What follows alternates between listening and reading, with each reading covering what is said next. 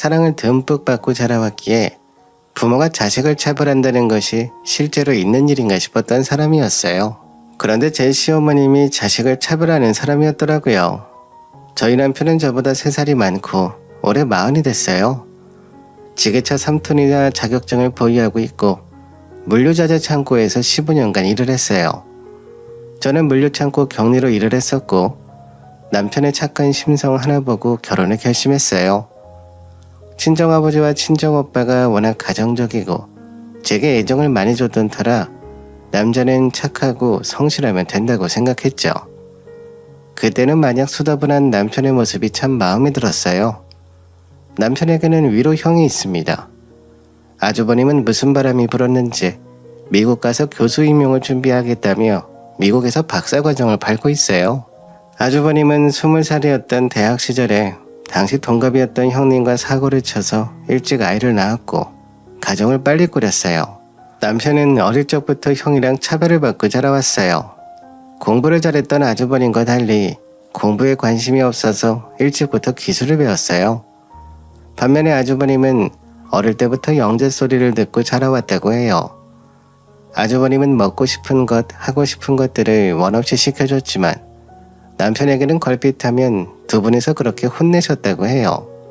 딱히 무슨 잘못을 한 건 아닌 것 같았는데 그냥 시부모님들의 감정 쓰레기통으로 살아왔대요. 명목상 사랑의 매라고 하지만 그 매는 오직 남편에게만 무차별적으로 내려쳐졌다고 합니다. 시험 성적이 나오는 날에는 어김없이 사랑의 매가 남편의 사정없이 두드렸고 사실상 훈육이 아닌 그냥 감정 쏟아내기에 불과한 것들을 남편에게 서슴없이 행했다고 해요. 시어머니는 어릴 적부터 집안 형편이 안 좋아서 중졸까지 하고 공장에서 일하다가 시아버지와 눈이 맞았다고 했어요. 시할머니께서 중졸이라 무시하며 시어머니를 며느리로 인정 안 해주셨다고 들었어요. 시아버지께서는 종종 약주를 하시면 시할머니 이야기를 하시곤 하셨어요. 시어머니께서는 어머님의 치부니까 시아버지께서 그런 소리 하시면 굉장히 듣기 싫어하셨고요. 하지만 시아버지께서는 아랑곳하지 않고 약주만 드시면 돌아가신 시할머니 이야기를 줄곧 하시는 바람에 지금껏 흘려온 시댁의 집안 분위기를 어느 정도 짐작할 수 있었죠. 저희 부부가 시댁에 들릴 때마다 아버님께서는 약주를 꼭 하셨는데 밤늦게 어머님께서 자러 들어가시면 기다렸다는 듯이 또 시할머니 이야기를 하시더라고요. 우리 엄니가 네 시애미를 얼마나 싫어했냐면 첫째 낳고도 돌이 지날 때까지는 시댁에 애를 데려오지 못했었다. 우리 집안은 사내보다 가시네를 더 바랬거든. 내가 사형제 중에 막내였는데 우리 형님들이 줄줄이 아들만 낳아서 엄니가 손녀 할멈 보는 게 소원일 정도였는데 또 아들을 가졌다고 거들떠도 안 보더라고. 시아버지께서는 약주를 쪼르르 따르시면서 이야기를 이어가셨어요. 그런데 우리 첫째 놈이 증손자만 둘을 낳지 뭐냐. 근데 네가 떡하니 손녀를 낳으니까 네 시애미가 얼마나 배합하던지. 내 마누라지만 심보가 아주 고약해. 시아버지 말씀에 남편이 재차 물었어요. 아버지, 어머니는 저를 왜 그렇게 달가워하지 않으십니까? 아, 그거야. 너는 머리가 나빠서 공부를 못하니까 그렇지. 우리 사형제들이 모두 공부에 소질이 없었는데 우리 가문의 영재 소리를 듣는 사람이 나온 거지. 그게 네 영 아니냐. 그때부터 우리 엄니가 네 엄마를 며느리로 인정해줬으니 네 형이 얼마나 이쁘겠어. 그럼 제가 공부를 잘했다면 어머니께서 저를 사랑해 주셨을까요? 남편의 질문에 시아버지께서는 약간 당황하시며 대답하셨어요. 세상 어느 어미가 지 자식을 안 사랑하겠냐. 10손가락 깨물어서 안 아픈 손가락 없지. 그저 부모도 사람인지라 금가락지 끼워주고 싶은 자식이 있기 마련이다. 시아버지께서 하신 마지막 대답을 저희 부모님께서 들으셨다면 아마 바로 혀를 차며 핀잔을 주셨을 거예요. 자식 차별하는 정신나간 부모가 세상 천지 어딨냐고요. 저도 그 말을 들으면서 남편 표정부터 살폈어요. 자신을 낳아준 부모한테 그런 소리를 직접 듣는 자식의 마음은 얼마나 속상할까요? 저희 시어머니는 평생 인정이라고는 살면서 못 받고 자라왔는데 장남이 공부를 잘해서 영재 소리를 듣더니 주변에서 시어머니를 인정해주기 시작했어요. 우리 아이 영재로 키우는 방법 같은 팁들을 모아놓은 책도 출판하게 됐고 그런 이력이 뒷받침돼서 엄마들 모임에서도 리더 역할을 하면서 대접을 받으셨던 것 같아요. 시할머니께서도 아들이 넷이나 있는데도 모두 공부에 뜻이 없었고 줄줄이 있는 손자들마저 뛰어나게 공부 잘하는 이가 없었으니 아주버님이 영재 소리를 들은 후부터는 시어머니를 인정해주기 시작하면서 시부모님한테 꽤 많은 재산을 물려주셨어요. 그런 영향 때문에 아주버님은 시어머니의 사랑과 기대 속에서 뭘 해도 어와둥둥 내 새끼 하면서 커왔기에 자기밖에 모르며 자립심 없이 부모에게 의존하는 어른으로 컸어요. 아주버님께서 일찍부터 가정을 꾸리셨지만 시부모님께서 결혼식부터 생활비까지 모두 지원해 주셨기에 43살이라는 나이가 되도록 아직도 부모님께 지원을 받으면서 살고 있어요. 미국 병에 걸려서 가족들을 다 데리고 미국으로 유학을 가 있을 수 있었던 건 그 유학 비용을 시부모님께서 대주고 있었기에 가능했던 거죠. 어머님은 내가 교수 아들을 얻게 생겼네. 우리 똑똑한 장남 덕분에 내가 길을 펴고 살아.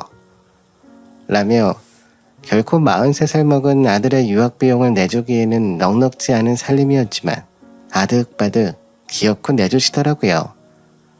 그에 반해 남편은 시부모님께 지원받은 거라곤 그냥 의식주 해결이 다였어요. 저희가 결혼할 때 1억 5천만 원이라는 자금을 가지고 결혼할 수 있었고 저희는 부모님 명의인 빌라의 주인 세대에서 신혼생활을 시작했어요.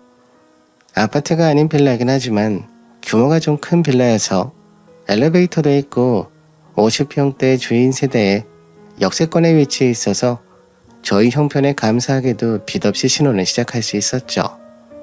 막 결혼하고 신혼 초에 시부모님을 저희 신혼집에 초대했는데 어머님은 빌라라고 하니 그저 작은 빌라에 작은 평수겠거니 하셨나봐요. 근데 의외로 역세권에 위치한 규모가 제법 있는 것을 보고는 제게 궁금한 것이 갑자기 많아지셨어요. 이 집이 사돈네 명이라고 했던가? 사돈 그렇게 안 받는데 은근히 가진 재산이 많으신가 보네. 그냥 노후 걱정 없으실 정도예요. 저희가 빚 없이 시작하셨으면 하셔서 나중에 부모님이 들어와서 사시려고 했던 곳인데 저희 신혼 시작하라고 내어주셨어요. 10년 동안 직장 생활하면서 너도 제법 월급을 좀 모았다고 하지 않았니? 같은 직장이라도 경리는 월급이 더 작긴 하겠지만 그래도 상여금 같은 거는 비슷하게 받았을 것 같은데 내가 네 남편 결혼 전까지 월급 관리를 해줘서 어느 정도는 알거든. 사돈 내에서 집 내어주셨으면 너네가 모은 돈은 어떻게 하려고? 이 시애미가 좀 관리해주랴. 시어머니의 노골적인 질문에 저는 황급히 이야기했어요. 남편이 그동안 번 월급 다 어디 갔는지 모아놓은 돈이 한 푼도 없지 뭐예요. 저도 부모님께서 신혼집을 이렇게 내어주신 게 감사해서 결혼할 때 모은 돈 다 드리고 왔어요.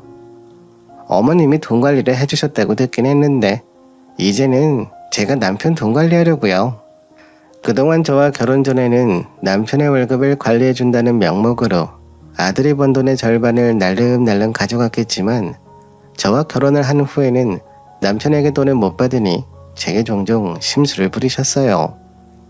제게 다짜고짜 전화 오셔서는 아무리 결혼했다곤 하지만 결혼 전에 네 남편이 우리에게 줬던 생활비들이 있는데 결혼했다고 이렇게 단번에 끊어버리면 어쩌자는 거니? 어머님, 저희도 가정을 이뤘는데 매달 용돈 드리기는 이제 힘들 것 같아요. 대신에 생신이나 어버이날은 까먹지 않고 챙겨드릴 테니 너무 섭섭해하지 마세요. 매번 돈으로 아쉬운 소리 할 때마다 저는 눈치 없는 척 해맑은 척 웃으며 앵무새처럼 똑같은 소리만 반복했어요. 시어머니께서 제 기강을 잡으려고 노력하셨지만 저는 만만치 않은 둘째 며느리였어요. 저는 할 말도 하는 편이고 평소에도 말을 강단 있게 하는 편이었어요. 제가 결혼 후 제일 먼저 했던 일이 남편 통장을 정리하는 것이었어요. 잔가지처럼 여러 개 있던 통장들 중 하나만 남기고 몽땅 해지를 했어요. 남은 월급 통장은 제가 직접 관리했고요. 당신 가족은 앞으로 나야. 그리고 지금까진 숱한 차별에 외로웠겠지만 내가 당신 가족이 된 이상 더 이상 외롭지 않을 거야. 무슨 일이 있어도 나는 당신 편일 거거든. 단 당신이 나를 전적으로 믿고 누구보다 나를 1순위로 생각해줘. 어차피 어머님 아버님은 아주버님에게 모든 걸 다 거셨잖아.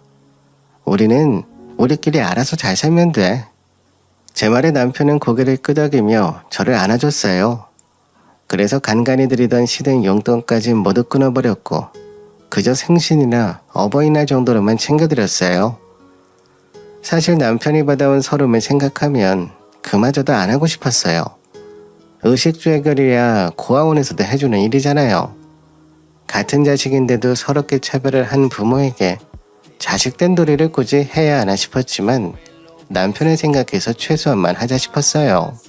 저희 남편은 불혹인 나이가 되었어도 아직도 마음은 부모님의 사랑이 무척 받고 싶던 어린 시절에 머물러 있었으니까요.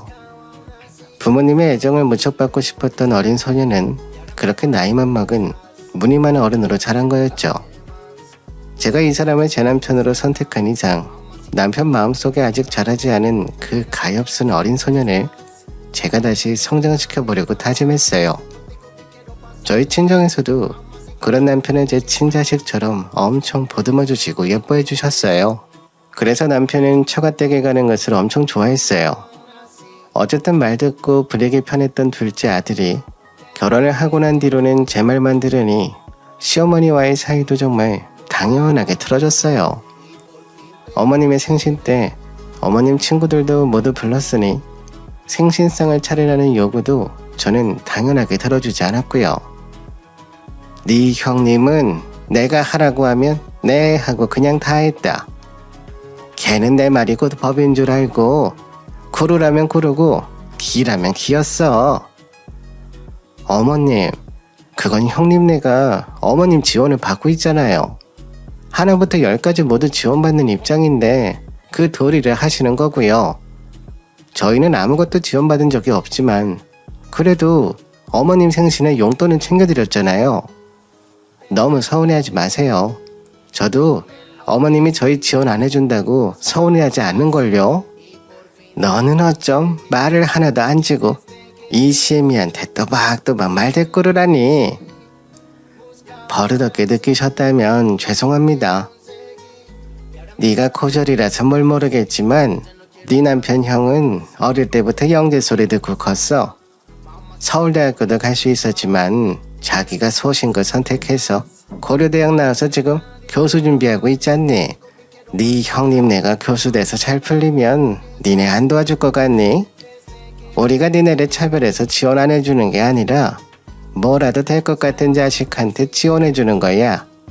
공부머리 나쁜 자식한테 돈 쓰고 나면 뭐가 남겠니? 시어머니와 대화를 할 때면 늘 마지막에는 아주버님이 얼마나 공부를 잘했는지 당신들이 하는 행동이 얼마나 합리적인지 구구절절 제게 늘어놓으셨어요. 제가 고졸인 것을 들먹이면서 말이죠. 물론 저도 대학을 진학할 수 있었겠지만 저는 빨리 취업하고 싶었어요. 대학은 제가 필요할 때 진학하면 된다 생각했죠. 호시탐탐 시어머니께서 저희에게 돈 이야기나 제게 며느리 역할을 기대하면서 무리한 요구를 해도 저는 그저 해맑은 모드로 잘 방어했었어요. 시댁 제사는 형님이 매번 모두 준비를 다 했다고 하셨는데 제게 제사에 오라고 하셨지만 번번이 핑계를 대고 가지도 않았고요. 제가 가지를 않고 형님도 미국에 있으니 결국 제사를 없애긴 하셨지만요. 남편 월급 통장도 잘 쥐어들고 있었고요. 하지만 퇴직금이라는 목돈이 생기면서 일이 꼬이기 시작했어요. 30살에 결혼해서 7년 차에 접어들었을 때 남편이 일하는 물류자재 창고가 사업 철수 결정이 됐어요. 다른 지역, 다른 부서로 발령을 받을 수 있으나 그곳으로 가면 교대 근무로 근무 체계가 변경되고 하는 일과도 전혀 다른 일이다 보니 남편은 일을 그만두기로 하고 회사에서는 권고사직으로 처리해줬어요. 실업급여는 몇 달간 수급 가능했고 퇴직금은 약 6천만 원 정도였어요. 똑똑한 장남 덕분에 시할머니에게 인정받았던 시어머니는 시할머니에게 적지 않은 유산을 받았었거든요. 형제가 넷이지만 그중 막내였던 시아버지께서 다른 형제보다 더 받으신 택이었죠. 하지만 무능했던 시아버지는 시할머니가 물려준 재산을 사업한다시고 자꾸 말아먹었다고 해요. 이것도 시어머니한테 들었네요. 게다가 장남에게 들어가는 학업비도 무시 못했고요. 아주버님이 일찍 사고를 치는 바람에 아주버님의 가정 또한 시부모님이 건사를 해줬어요. 꽤 많은 재산을 받았음에도 시부모님은 넉넉하지 못했죠. 시아버지께서는 귀가 정말 얕으셨는데 또 어디 가서 속으셨는지 다 망해가는 목욕탕을 인수하셨어요. 하도 사업을 말아드시고 신용상태가 좋지 않으니 아주버님 명의로 인수하셨대요. 하지만 버는 돈보다 운영비가 훨씬 배로 나가니 목욕탕이 그냥 망해버렸어요. 남편의 실직 소식을 들은 시어머니는 아니나 다를까 저에게 득달같이 전화가 왔어요. 소식 들었다. 너희 뭐 해먹고 살려고 그러냐? 둘 다 고졸이라서 끽해봐야 또 그저 그런 곳에 가서 쥐똥만한 월급 받을 거 아니냐? 니네 시아버지가 하던 목욕탕 물려받아서 너희가 맡아서 해봐라.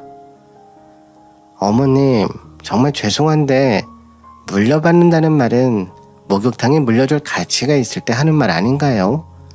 그냥 저희한테 폭탄 넘기게 하시는 것 같은데요. 잠깐 시국 때문에 주춤했던 거지. 원래는 장사가 잘 되던 목욕탕이다. 목욕탕 위치를 봐라. 몇 천 세대가 거기 들어와 있지 않니? 너네가 맡아서 본격적으로 다시 하면 금방 잘 될 곳이야. 네 남편 퇴직금 받았으니 대출 좀 받아서 너희가 인수해라. 물론 저도 사업을 한번 해보고 싶긴 했지만 이건 너무 억지로 하라고 하니 많이 망설여지더라고요. 남편과 그날 의논을 했어요. 남편이 제게 조심스럽게 말하더라고요. 여보, 나도 직역차 경력이 있으니 어디 가더라도 경력으로 취직은 될 거야. 근데 사실 나도 사업 한번 해보곤 싶었어. 우리 형편에 사업한다는 게 무모한 도전 같고 욕심이니까 그냥 생각만 했던 거야.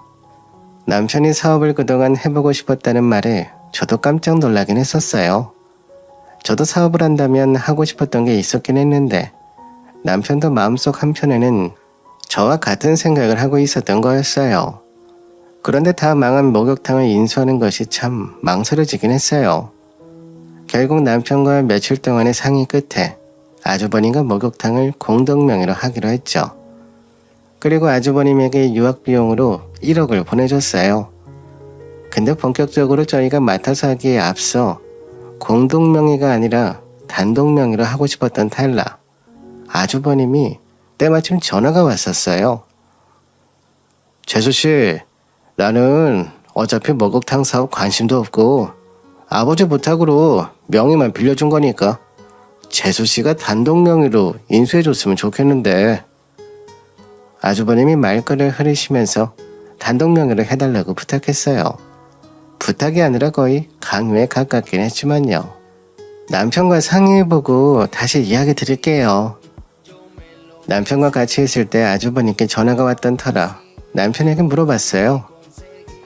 나도 단독명의가 좋을 것 같은데 당신 생각은 어때? 사업이란 게 아무리 형님이 관심 없다곤 하지만 분명 공동명의로 속 시끄러워질 일이 생길 수도 있어. 아예 명의 정리하고 시작하자. 남편도 저와 같은 생각이라 다시 아주버님께 전화를 드렸고 저희는 아주버님께 5천만 원을 더 보내드렸어요. 아주버님은 단 한치의 망설임도 없이 바로 5천만 원을 받으시고 저희는 그렇게 명의 정리도 깨끗하게 하고 본격적으로 목욕탕을 인수해서 사업 준비를 차근차근 밟아갔어요. 저희는 워터룸과 키즈카페를 같이 접목시켜서 워터룸 키즈카페를 하기로 했어요.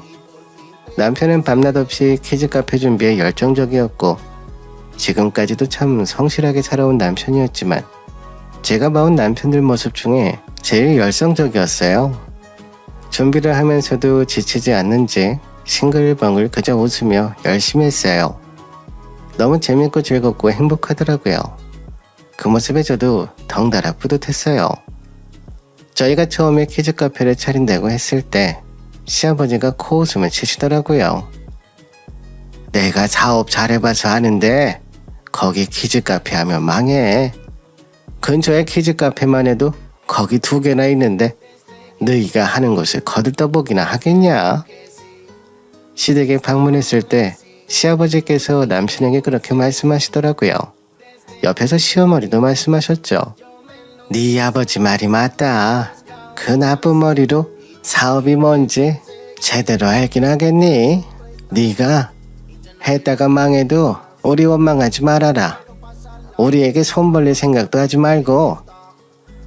저희를 무시하면서 말씀하시기에 누가 보면 어머님 아버님께서 저희 사업에 돈 보태주신 줄 알겠어요.